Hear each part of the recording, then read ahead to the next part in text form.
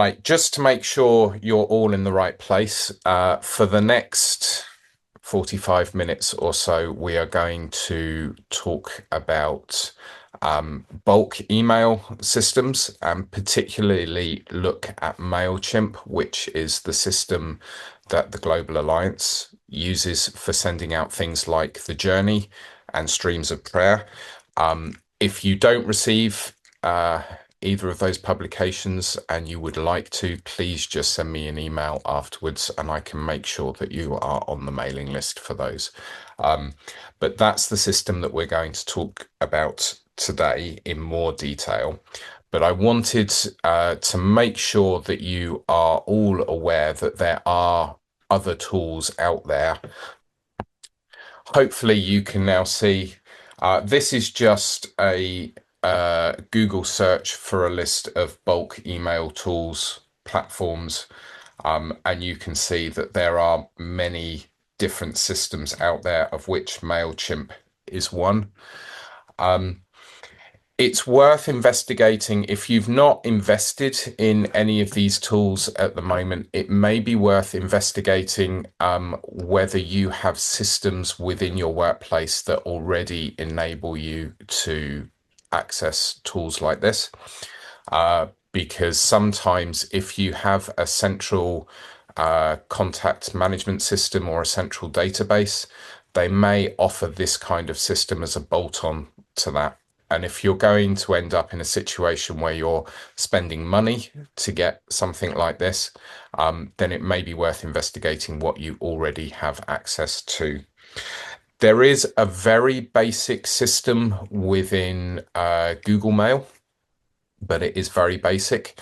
I use it to manage the list for this Curiosity Club group, and it's fine for small things like that. But there is some argument to say that even that list would be better off running from within something like Mailchimp. So there are tools that you may already have access to, but it's worth checking and making a decision and doing a look around to compare what would work best for you. There's a reason for this. So if you go into look at Mailchimp, at the very top, you can see a tab here that says pricing. It's worth saying as well, you can also switch this to a number of other languages as well. So you wouldn't necessarily have to work just in English with this. But if you look under pricing, you can see that there are a number of different packages that are on offer. And there is a free tool. So I use the free one personally for us to keep in touch with supporters and prayer partners. So there is a free tool. However, there is a limit of 250 contacts. Now, for some of you, for a starting point, that may be fine. But if you have more contacts than that, then within Mailchimp, you're already going to start looking at a price. There are other things to consider in this as well. So users is one element, and that's the number of people that can actively work in your Mailchimp account. So the free one has one seat, so that would be for you and you only as you sign up to use it. If you've got a few other people who maybe contribute to what the messages that you send out, you may want to have something that is slightly larger and enables you to have more users within that setup.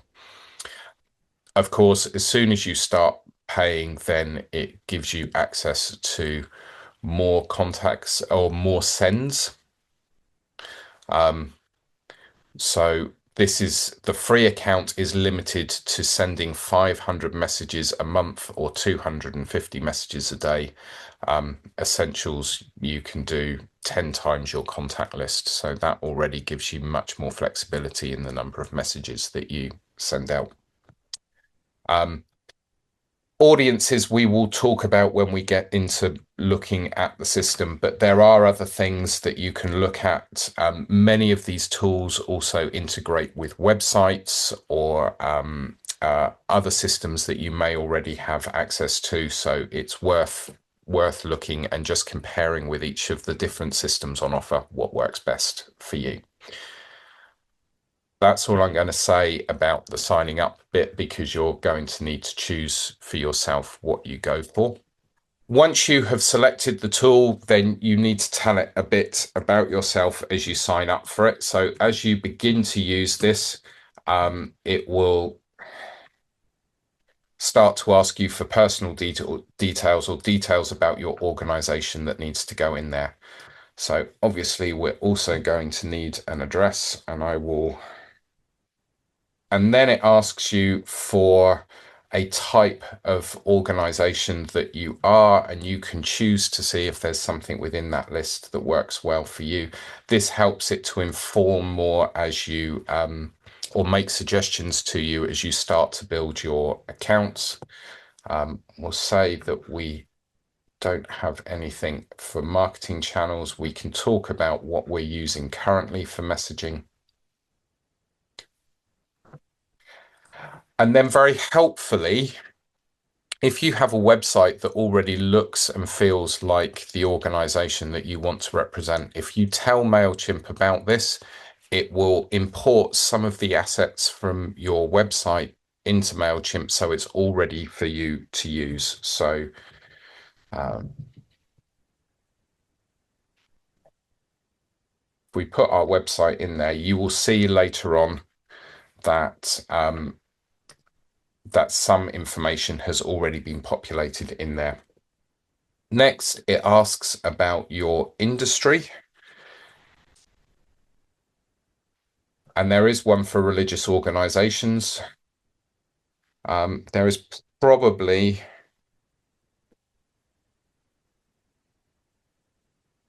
there isn't one for third sector or charity. I thought there was. Maybe there is, and it's under a different name, but you can say you're a religious organization and you can choose how many contacts you have. Now we're going for the free package, so we'll stick to the 0 to 500. And this then creates your account. And it starts, there's a free offer for you there, or it gives you some more suggestions of what's available. If you scroll down, you can just click on the continue free, and it won't ask you for any bank account details or anything like that. It will just set you up with a free account that you can use as you need to. And then you have an account. Now, like I said, you can use other tools along with this. We've done a session previously, I think, talking about Canva, and you can link to Canva using this. It's worth knowing that if your organization is a registered charity, then you can have free access to Canva to use. But I will say I'll do this later, otherwise it will take forever. And as always, they ask for some feedback, which is good, but we won't do that now. Now, before we can send emails to people, we need to add contacts to this database. Now, you can go in and you can individually upload contacts one at a time. But if you're starting already with a contact list, you can do a bulk upload to this. And I want to show you, hopefully, can you see a spreadsheet now? I'm just checking. Good. So this, I asked ChatGPT to create me a fake list of contacts because I didn't want to use real people, because then when I publish the video, I break a whole load of rules. So what I wanted to make sure is we had some fake data to work with. So I asked ChatGPT just to make me a spreadsheet with different columns for different bits of information. So you can see here that we've got the person's title, their first name, their last name, or family name, the country that they reside in. Excuse me a second. Excuse me. The country that they live in, This can be really helpful within Mailchimp, that if you want to send messages to people and you want it to arrive at 8 o'clock in the morning, if Mailchimp knows which country they are in, it can schedule the messages to go at 8 o'clock depending on the country that they happen to be in. We want to know maybe the language that our clients speak, or the people that we're messaging speak. And then a few things to help with addressing messages. When you get the greeting at the top, and in English we say dear so and so. Obviously, in other languages, people are greeted in different ways. So we have a different greeting depending on maybe the person's gender, or the country that they're from, or the language that they speak. We can do that. We've got something in here about the role that they do, so what particular position they have within the organization. The name of the organization that they are in, and I've been really clever here, and I've just labeled it A, B, C, D, E, depending on which organization, and then their email address. I've got some people in here whose roles are pastors, and maybe I'm thinking of them as an external to our organization. So we want to talk to this person outside. I don't have an organization for them, but you could put, say, a church name in there or something like that, and that would work for them. So that's our fake contact list. We've got 50 contacts, or just a bit short of 50 contacts in a spreadsheet. So when I click add contacts in here, you can import from another service. So if you've got another application that you use, then you can import from that possibly. You can upload a file. If you really want to copy and paste, you can copy and paste. There's a way of doing that, but we're going to upload a file because that is already prepared. And then it's as simple as dragging and dropping and press continue. And then Mailchimp will do all the work of bringing those across. It will ask which audience you want to go into. If you have one of the paid for options, you can have different audiences set up, but you should only ever really need one audience, and we'll explain about that later. If you have contacts already in your database and you think that some of the information you're bringing in may be more up to date about them, you can click update any existing contacts and it will change the people that you already have in your database. And then you go, okay. Much of the data about people in Mailchimp is managed by tags, and you can have multiple tags under people's names. So I have tags in our database for people who receive the journey. I have tags in our database for people who receive streams of prayer. You may want to add a tag for groups of people that you import. If you bring them in bulk, you may want to treat them as new contacts. So you may want to send them a special greeting. It's good to have them all to have the same tag. So we will give these guys in this a name. I'll call them greeting one. That creates a tag for them. And now when all this data is imported, all the people in this data set will have greeting one tagged next to them. And then Mailchimp will ask you all the information that you had in that column called title.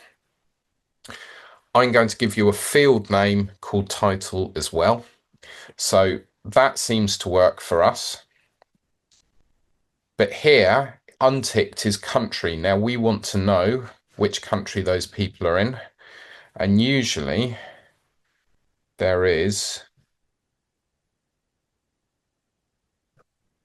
address, country. That's what we want that information to go into, so we can tell Mailchimp that. Greeting, there isn't a way of marking that, so we can create a new field in the database and we can say greeting, confirm that. Then organization goes to organization. All of these fields are going to be transferred across. We just press continue, and it tells us that they're going to add 2 new fields, title and organization, and we just press confirm, and that is being created. You can choose whether you're importing people to a subscribed, unsubscribed, non-subscribed, or a clean list, but honestly, we don't need to worry about that. We'll just say finalize import and complete import and wait. So if there are problems in your list, then it will bring up an error message. So if we click on that at the moment, it says 8 email addresses have domains, the part after the @ that appear to be fake or invalid. Now, I know that these have all been created as fake email addresses, so it is likely that that was going to be a problem in there. For the sake of us now, that really doesn't matter. So we'll download it anyway. Oh no, that gives us a report so we can go back and check later. So if I look in my downloads, I've got a CSV of all the email addresses that there was an issue with, and we can go back and check those later. But for now, I have imported, I think, file uploaded, 41 new contacts were added. So over here, if we click on our audience, we have 42 total contacts, 42 email subscribers. We've got their email address, first name, last name, the company they work for, the greeting, their title, the name of their organization, and the tags that we have given them. There's other information on this list as well. It tells you their status. So if they're subscribed, then we know, or if they've unsubscribed, we know. We know where the data has come in from. So we've got an upload here. There is something that tells us if this person regularly opens the messages that we send to them. So that's there. And then we've got the date that their information was added. That's all in this account. Good. Now, it may be that when we come to sending a message, we don't want to send a message to everyone in the database. Instead, there is just a group or a segment that we want to send that message to. So when we come to sending out the message, we would use something called a segment, and there's a tool in here enabling us to be able to do that. So we can select, when you're building a segment, you build the segment out of the information that you have about each person. That's why it's important to collect similar types of data. That helps you to make a decision and to be able to know who you're sending things to. Now, we could say that we would like to send things to people who are in a particular company, and we can say, hopefully, organization A.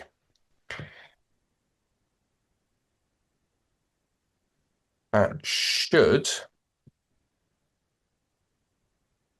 no contacts. Why is that giving us no contacts?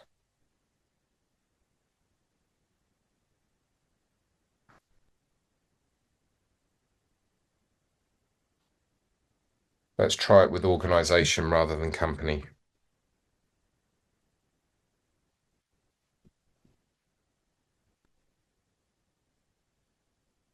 That's better. You've got to get the right field. So there we go. We now know that we have 9 people in our database who are signed up under organization A. This gives us a little sample of that data. We can use this data and we will just give it a title of organization A. We now have our first segment.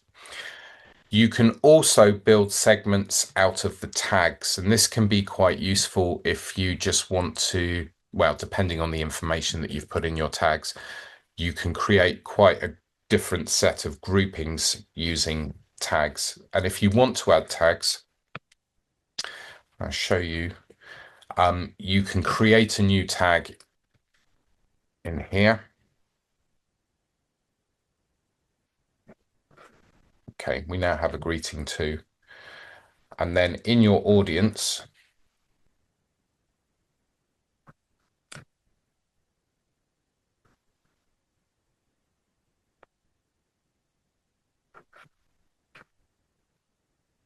you could choose the individuals that you want to and add that extra tag to them. Now, when you go back into segments,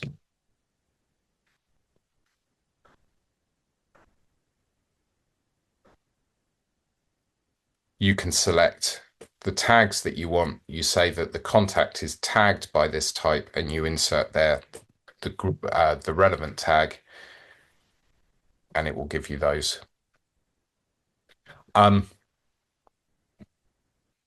Maybe if I put an email together, it will help to make this clearer.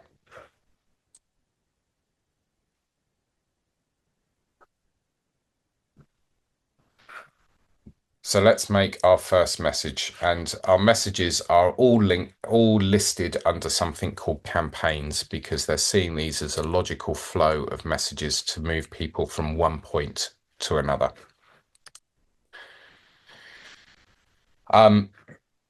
There are different types of messages that you can use, but for today, we're just going to go with the basic email. We're not going to bring over other designs that we may have elsewhere. We're going to choose to do this completely from scratch, but you can use basic layout templates, or we can use a fully designed template. In fact, let's use the basic layout template and have a look at this. So these are options of message layouts that we can use.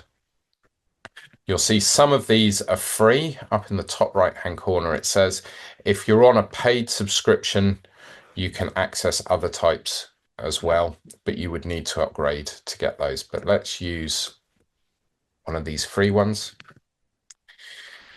And you remember earlier how I linked this to Wycliffe.net, so it had access to some of our branding. Well, it's already pulled our logo across automatically into the message template, so we know that that's in there. If we want to change something on this message, you just click on it and it brings up an editing box, and you can edit live.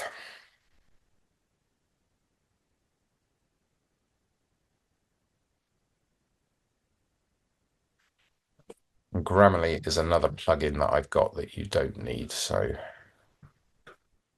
let's hope it stops coming up. And you can use different types of text.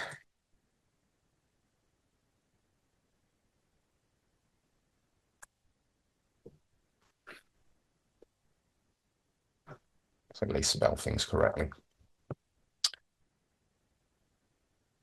If you want to change the black background color in the block, you can do that. And you'll see here now we have a brand kit, and these are all colors that have automatically been drawn from the website. So they're not information that we've put in there, it's there already, or we can use the color palette that's already in existence within Mailchimp. But let's put a nice background to that. If we want an image to go in there, then we just need to go and find an image, and there is an image library. These are some dummy images that are already in, but you can also upload your own images to this, and it will store that within Mailchimp for you to be able to use, but we won't do that right now. We'll just pick that first image, and there's our first image in there. That looks like it's from GBT's Yeah, GBT's celebration, 40th anniversary, maybe. Yeah. So it's That's funny. obviously it's found this on our website and it's just borrowed it already. Um, there are tools in these messages like buttons. So there's a button here that you can link straight maybe to read more if you want to point people to your website to say you can read more about this story here. So you could put that in and then add a link.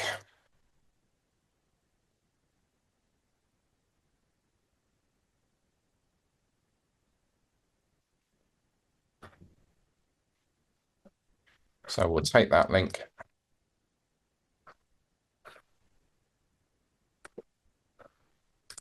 And then when somebody clicks on that, then they can go to the website and they can read more. You could make that a donate button. It could link to anything that you want it to. Uh, and you can also edit the style. You could change the color. Let's give that a different color. There we go. And that looks already better on the page. Then say you wanted to add a bit of information about this. Over on the left-hand side here, you have content blocks. The content blocks are different things that you can build into your message to make up that message. We want to say some words, so we're going to put a paragraph in there.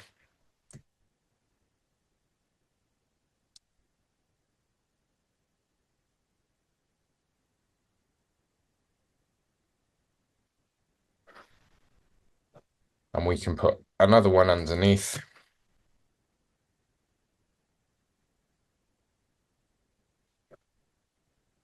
And if I want to change something about the text, I can highlight it, and a bit like Google Messenger or Gmail or a Word or something like that, you have an text style toolbar at the top, and I can highlight.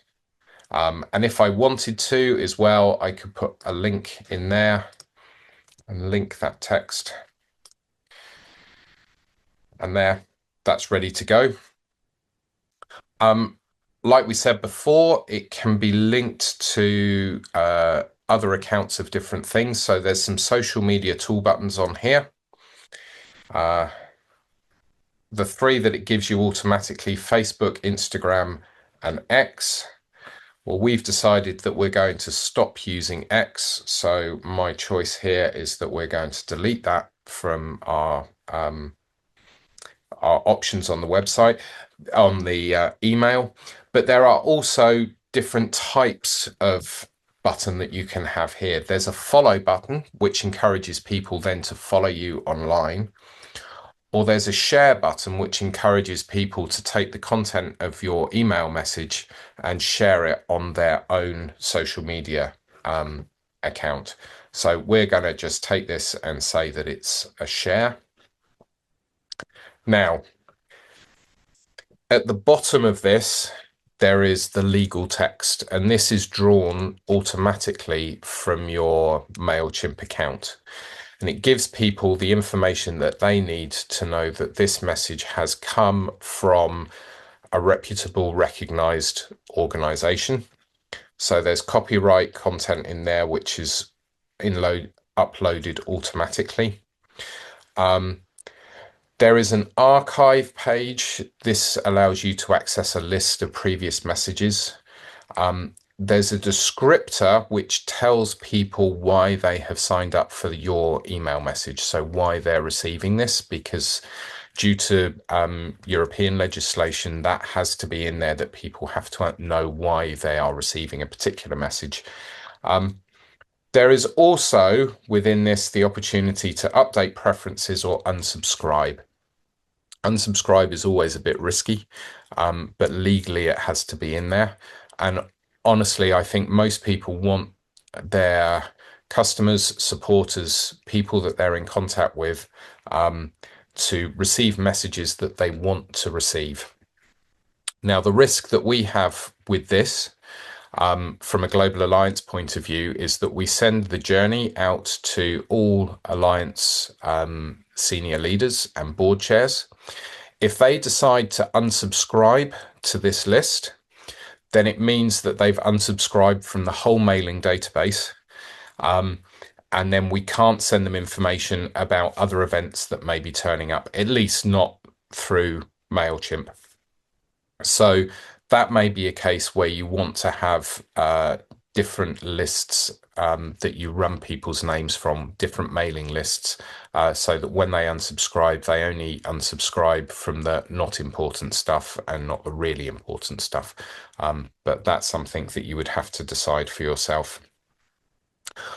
On the bottom here, Mailchimp adds a badge that promotes Mailchimp itself. Very often you can change something about the style of the badge, so we'll have a light one on here.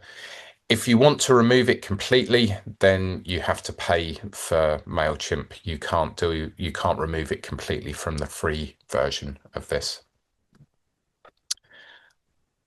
That then looks like our email. So we can send a test because we want to see what it looks like before it goes to anybody else. So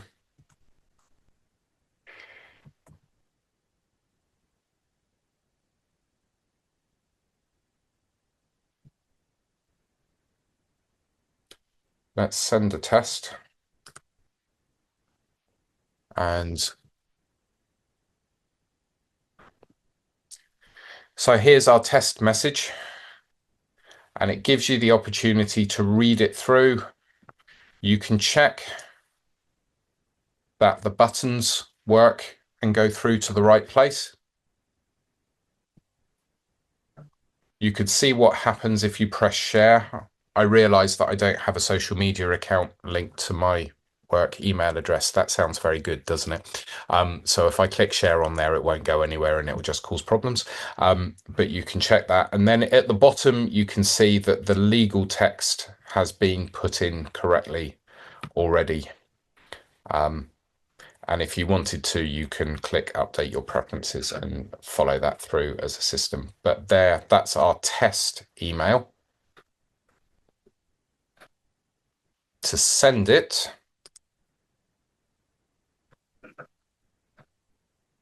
well, we have to decide who it's going to be sent to. So we could send to all email subscribers,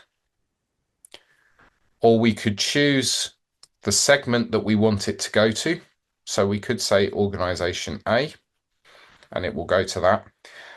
The other thing that we can do is we can say who we don't want a message to go to. So maybe we're aware that there's just a small segment of our audience that we don't want to receive this. You can also exclude them from where it goes to. If you've collected personalized data in the sign up, you can personalize the send to field.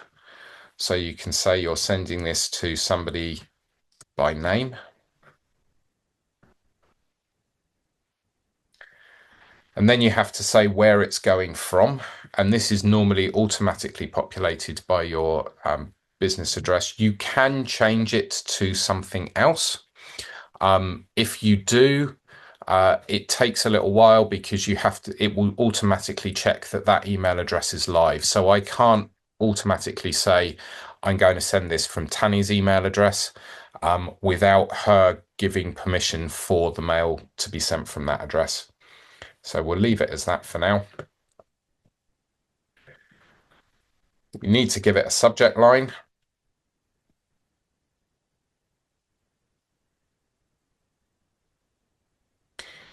Our first email, and to draw attention, maybe we want to send an emoji.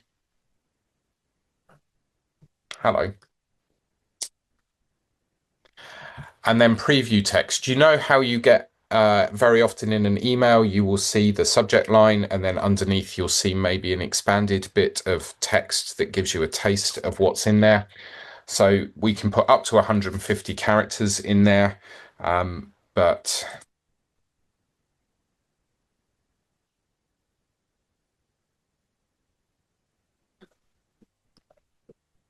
That goes out. On some of the paid for options, there's also an AI assistant in there that can automatically create that preview text for you. And then in the free version, you literally have to click send. But if you have a paid for version, you can schedule when these messages go out. Not only can you schedule it and say, I want it all to go at one particular time, but you can also say, if you've got country or time zone information in there for groups of people, you can send it across a range of time zones. So you can say the message should go at 8 o'clock in the morning in everybody's time zone. That's also possible. But for us, we're just going to have to go with the send now. And I'm realizing that there is a problem with the email addresses that we have in there, that even if I press send on this, it's not going to go to anybody real. So I won't be able to show you the outcome of this, but there we go. You can also add social cards to this. So if you have connected social media accounts to your Mailchimp account, you can select to automatically send a summary of the message into your social media account. And from that, people can click on a link and they will be able to access the web version of the email that gets sent. So all of these are created with a web address, and this is automatically created for each of the Mailchimp campaigns that you send out. And you can then use just that web address to be able to share the email, or we create it as a link that goes on wycliffe.net, so you can find back copies of the journey and streams of prayer. It's all done using that web link. There was one other thing that I wanted to tell you about that I thought might be useful. It's here, it's called Forms. And the idea of having customers connected by email is it means that you can be in regular contact with them. Encouraging people to sign up for that is something that you can do by hosting a form on your website. So if you go to wycliffe.net, we have this give or sign up button. If you sign up using this form here, it automatically populates in our Mailchimp account so that we can be in contact with you and send you messages that way. That's embedded on our website, but it's created in here. Now, this automatically points to a pop-up form. You know, when you're on a website and suddenly a box appears in front of you and you need to fill in your details on there to hear more from them. Well, that's the pop-up form. I don't want to create one of those because I think they're really annoying, and I don't think that they're a great way of treating customers unless you're that desperate. I would much rather have a long-term relationship. So you can create things called embedded forms, which gives you a template for what can go on your site, or you can just use this, which is Form Builder.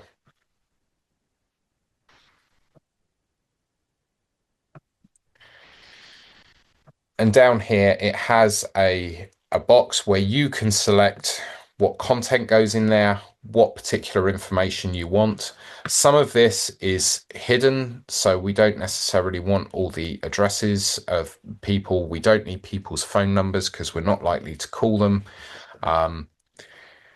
We may not want their birthday. In fact, let's see. I want to take birthday out of there because I'm not going to send everybody birthday cards, I'm afraid.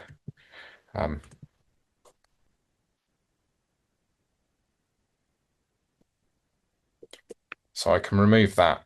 But company, I would like to be included. And up here, when I select on it, I can choose for it to be visible. So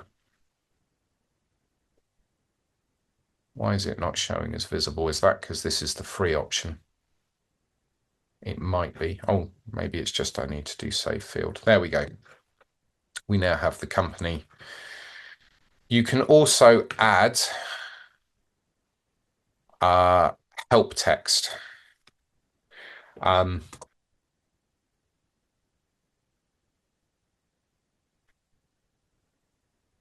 Greeting isn't a particularly obvious term. So if we put a note in there that says, tell us how you would like to be greeted, when you see the final form, there'll be some pop-up text which will help with that. And then it gives you a URL. But hopefully, just hit that. You can see the form. And when I click on greeting there, you can see it says, tell us how you would like to be greeted. And there is a way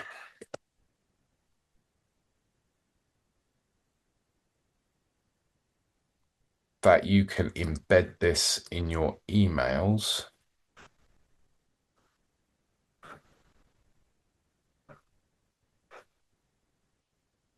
Or in your websites. But I can't see right now. I might need to do a bit more playing to be able to help you with that. It is in there. My one frustration with all tools is that there comes a point where it is no longer intuitive and you have to play around on it to try and find it.